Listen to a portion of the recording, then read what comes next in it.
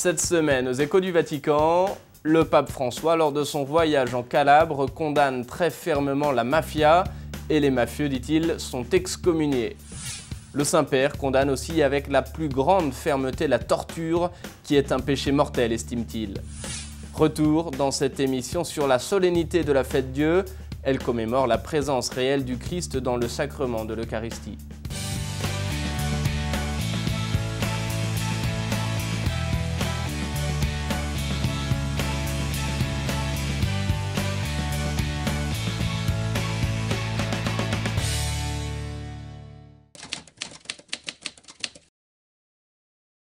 Mesdames, messieurs, bonsoir et bienvenue aux Échos du Vatican.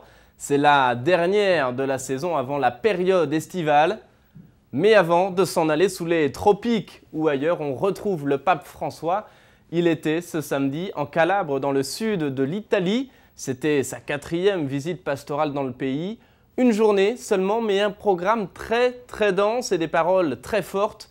Le pape a condamné de manière extrêmement virulente la mafia, en particulier la mafia calabraise, la 'Ndrangheta, qui prospère dans la région. Les mafieux, a dit le pape, sont excommuniés. Il l'a dit très clairement, c'était pour lui un sujet très important.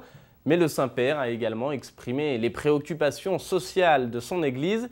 Il a visité, comme il le fait souvent d'ailleurs, des malades, des toxicomanes, des personnes âgées, mais aussi des prêtres et des prisonniers. On refait cette visite avec la télévision du Vatican. Lors de la première étape de sa visite en Calabre, le pape François a rencontré les 180 détenus, hommes et femmes, ainsi que les gardiens de la prison de Castrovillari. Après les mots d'accueil du directeur et d'un détenu, le pape a expliqué que le Seigneur est le maître de la réinsertion. Il nous prend par la main et nous reconduit vers la communauté sociale, car il pardonne toujours, il accompagne toujours et il comprend toujours. Il attend de nous, a ajouté le pape, que nous nous laissions pardonner. Après avoir exprimé sa proximité et celle de l'Église à tous ceux qui se trouvent en prison, le pape a souligné que les conditions d'exécution de la peine doivent respecter les droits fondamentaux de la personne. Il faut aussi un engagement concret des institutions en vue de la réinsertion effective dans la société, faute de quoi la peine est seulement une mesure de représailles. Dans le parcours de réinsertion, a ajouté le pape, entre aussi en compte la capacité à se laisser regarder par Dieu qui nous aime, qui est capable de comprendre et de pardonner nos fautes. En conclusion, le pape François a souhaité à chacun que ce temps ne soit pas un temps perdu, mais puisse être précieux pour demander et obtenir de Dieu cette grâce. Ainsi a-t-il dit, vous contribuerez à vous rendre meilleur et à rendre la communauté meilleure. Avant de partir, le pape a rencontré le père et les grands-mères de Coco Campolongo, l'enfant de 3 ans brûlé vif à Cassano dans une embuscade de la mafia. Il s'est exclamé « Jamais plus de victimes de la 'Ndrangheta, une telle chose ne doit plus jamais arriver ». Dans le silence de la prière, Jésus nous fait voir si nous travaillons comme de bons travailleurs ou si nous sommes devenus un peu des employés, si nous sommes des canaux ouverts, généreux par lesquels coule l'amour de Dieu, ou si au contraire nous nous mettons nous-mêmes au centre et au lieu d'être des canaux, nous devenons des écrans qui n'aident pas à rencontrer le Seigneur, à voir la lumière et la force de l'Évangile. Voilà le discours que le pape François a tenu au prêtre du diocèse de Cassano qu'il a rencontré dans la cathédrale calabraise. Avant toute chose, le pape a voulu partager avec eux la joie d'être prêtre, d'être appelé par le Seigneur et d'apporter aux autres le Seigneur, sa parole et son pardon. Puis il a évoqué la beauté de la fraternité, d'être prêtre ensemble à contrario d'un certain individualisme pastoral. Le choix de la fraternité sacerdotale, a-t-il souligné, nécessite des formes concrètes adaptées à la réalité de l'époque et du territoire. Enfin, le pape a encouragé les prêtres à rester proches des familles en ce temps de crise, à être des médiateurs de la proximité de Dieu auprès des familles.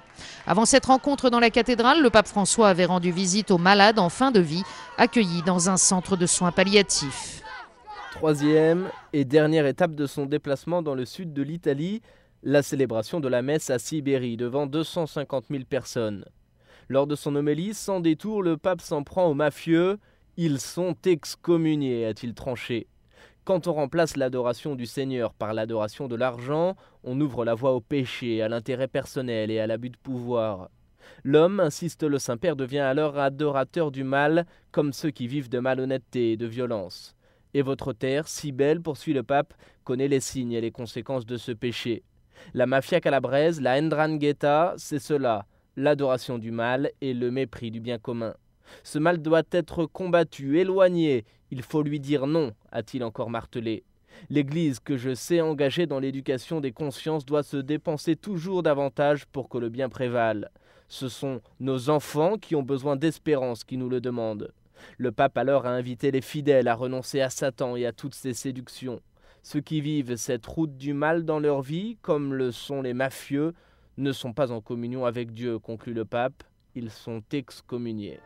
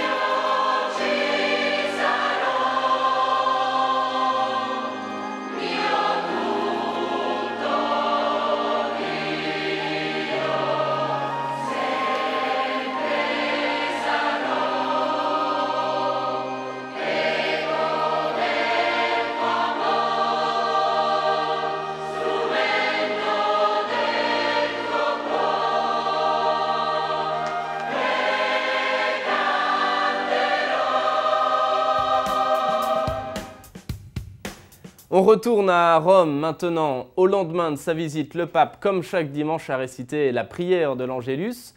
Place Saint-Pierre devant une foule immense, le pape est revenu sur la fête Dieu, célébrée ce dimanche dans de nombreux pays du monde. Il a offert une réflexion en s'appuyant notamment sur l'évangile du jour. Écoutez. La charité du Christ, accueillie d'un cœur ouvert, nous change, nous transforme, nous rend capables d'aimer, non pas selon la mesure humaine, toujours limitée, mais selon la mesure de Dieu. Et quelle est la mesure de Dieu? Elle est sans mesure. Voilà la réflexion que le pape a offerte avant de réciter la prière de l'Angélus en ce dimanche où de nombreux pays du monde célèbrent la fête du corps et du sang du Christ. Chaque fois que nous participons à la Sainte Messe et que nous nous nourrissons du corps du Christ, a expliqué le pape, la présence de Jésus et de l'Esprit Saint agit en nous, façonne notre cœur, suscite des attitudes intérieures qui se traduisent en un comportement conforme à l'Évangile. Alors, chez les disciples du Fils de Dieu, s'épanouit le courage du témoignage chrétien, la créativité de la charité, la capacité à transmettre l'espérance aux désespérés et à accueillir les exclus. C'est seulement en imitant toujours plus l'exemple du Maître que nous devenons capables d'aimer même ceux qui ne nous aiment pas, de résister au mal par le bien, de pardonner, de partager et d'accueillir, a conclu le pape. Chers frères et sœurs, le 26 juin prochain aura lieu la journée des Nations Unies pour les victimes de la torture. En cette circonstance, je répète la ferme condamnation de toute forme de torture et j'invite les chrétiens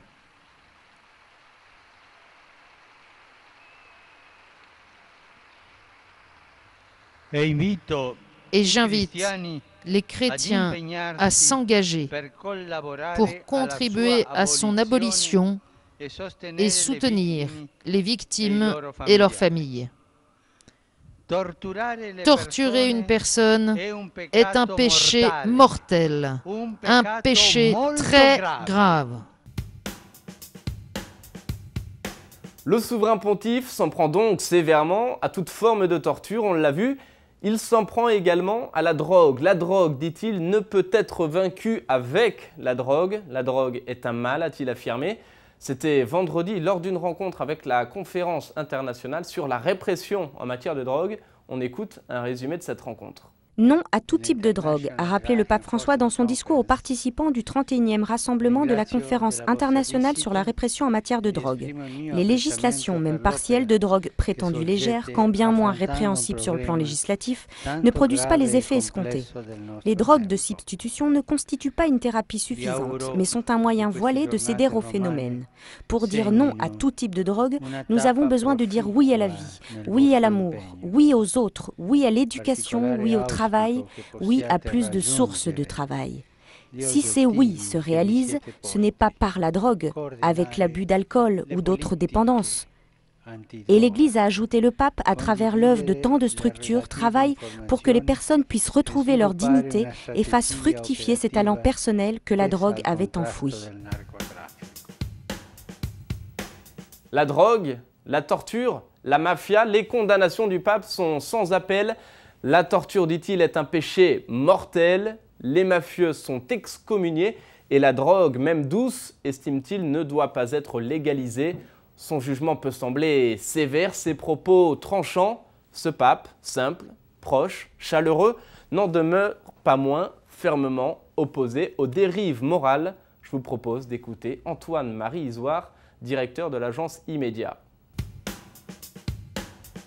Bonjour, le pape François, c'est indéniable, jouit d'une popularité exceptionnelle et possède un charisme fou avec les foules. Il est trop sympa, diraient les jeunes. Et pourtant, ses jugements sur le monde n'en sont pas moins incisifs. Ces tout derniers jours, le pape s'est élevé contre la drogue, le crime organisé et puis enfin la torture. Il a d'abord fermement condamné la légalisation des soi-disant drogues douces en affirmant que on ne pouvait vaincre la drogue avec la drogue, que la légalisation de la drogue, même douce, n'était pas une solution. Puis, en visite longuement en Calabre toute la journée de samedi, il a tout bonnement assuré que les mafieux étaient excommuniés. Il y a quelques mois d'ailleurs, il leur avait déjà lancé un appel à la conversion en leur demandant de se convertir, donc s'ils ne voulaient pas finir en enfer. Et puis enfin, ce dimanche à l'Angélus, le pape assurait que la torture était un péché grave, un péché mortel. Alors, condamner la mafia, même à ses risques et périls, la légalisation de la drogue ou encore la torture, passe encore. Mais ce pape, qui préfère toujours dire oui que non, n'hésite pourtant pas depuis le début de son pontificat, avec des paroles fortes, à s'opposer aux dérives morales. Le pape François, avec ses mots, s'oppose ainsi avec force à l'avortement ou encore à l'euthanasie. Il fustige sans cesse, ce sont ses mots, la culture du déchet, cette culture actuelle dominée par le profit, où l'on rejette ceux qui seraient inutiles, l'enfant à naître ou encore les personnes âgées. Trop sympa le pape, ce n'est donc pas si sûr. D'ailleurs, il met toute son énergie à la fois dans ses jugements implacables sur l'état du monde et dans sa rencontre avec le peuple chrétien jusqu'aux périphéries. Alors le pape en fait-il trop? C'est aussi la question que se posent certains observateurs en constatant que le pontife de 77 ans a dû suspendre quelques audiences ou rendez-vous, de plus en plus d'ailleurs ces derniers temps. Et si beaucoup admirent son engagement donc à se pencher sur les malades, à aller à la rencontre des pauvres ou encore prendre la défense des plus faibles, d'aucuns lui glissent à l'oreille: prenez des vacances très Saint-Père. Et le pape a déjà répondu d'une certaine façon en faisant ces derniers jours une confidence à un journaliste: soyons réalistes, à mon âge, je n'ai plus rien à perdre. Dans la semaine également, nous célébrions le corps et le sang du Christ, appelé plus communément la fête Dieu. Une fête qui commémore la présence réelle du Christ dans le sacrement de l'Eucharistie. Le Saint-Père célébrait jeudi la traditionnelle messe de la solennité du Corpus Domini devant la basilique Saint-Jean de Latran à Rome. La célébration était suivie d'une procession jusqu'à la basilique Sainte-Marie-Majeure. C'est une messe très solennelle, célébrée comme chaque année par le pape pour commémorer la présence réelle du corps et du sang du Christ dans l'Eucharistie. Au cours de la célébration, lors de son homélie, le Saint-Père a invité les fidèles à se nourrir d'amour et d'éternité et à se méfier des nourritures que nous offre le monde. Le succès, la vanité, le pouvoir, l'orgueil ou encore la fierté. Ces plats dont on rêve se mangent sur la table de l'esclavage, a condamné le pape. Il faut apprendre, dit-il, à reconnaître le faux pain, fruit de l'égoïsme, de l'autosuffisance et du péché. En plus de la faim physique, poursuit le pape, il y a celles qui ne peuvent être assouvies par la nourriture, la faim d'amour, de vie et d'éternité. Jésus, assure le Saint-Père, nous donne cette nourriture. C'est lui-même ce pain vivant qui donne la vie au monde. Son corps est la vraie nourriture sous l'aspect du pain, son sang est la vraie boisson sous l'aspect du vin. Le corps du Christ est capable de donner la vie éternelle parce qu'il est fait d'amour. En conclusion de son homélie, le pape a demandé à Jésus de nous défendre de la tentation de la nourriture mondaine qui nous rend esclaves. À l'issue de la célébration et conformément à la tradition, les fidèles se sont rendus en procession à la basilique Sainte-Marie-Majeure, 2 km plus loin. Le pape, quant à lui, s'est rendu directement en voiture à la basilique où il a donné sa bénédiction solennelle.